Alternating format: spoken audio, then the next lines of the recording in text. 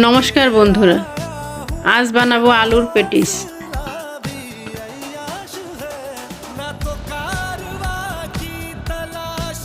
কড়াইতে দিলাম তেল, পাঁচফোড়ন, সেদ্ধ করা আলু দিলাম, মটরশুঁটি দিলাম, হলুদের গুঁড়া দিলাম, পরিমাণ মতো লবণ দিলাম,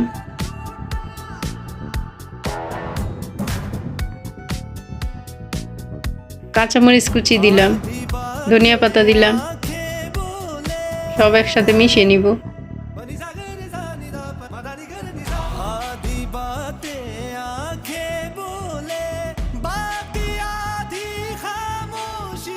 আলুর পুর তৈরি করে নিলাম। ময়দা মেখে নিব। ময়দাতে দিলাম তেল, লবণ, চিনি, সব একসাথে মিশিয়ে নিলাম। জল দিলাম, ময়দা মেখে নিব। ময়দা মাখা হয়ে গেছে। পেটিস বানিয়ে নিব। প্রথমে রুটি বেলে নিলাম।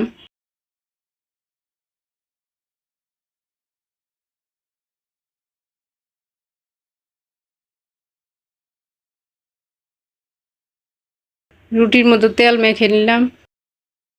উপর থেকে ময়দা ছিটিয়ে দিলাম। এখন আরেকটা রুটি বসিয়ে দিব। পরপর 4টা রুটি দিলাম।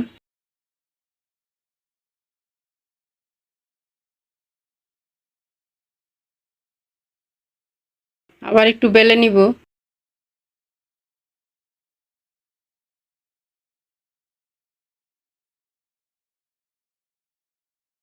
রুটি 4 ভাগ করে নিলাম। 4 কোনা করে কেটে নিলাম। আলুর পুর দিয়ে দিলাম। সাইড দিয়ে জলের প্রলেপ দিলাম যাতে পেটিস খুলে না যায়। পেটিসের মুখ চেপে বন্ধ করে দিলাম।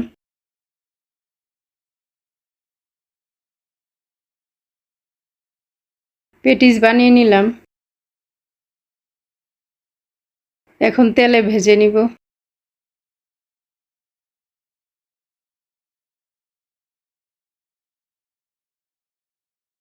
উল্টে দিলাম।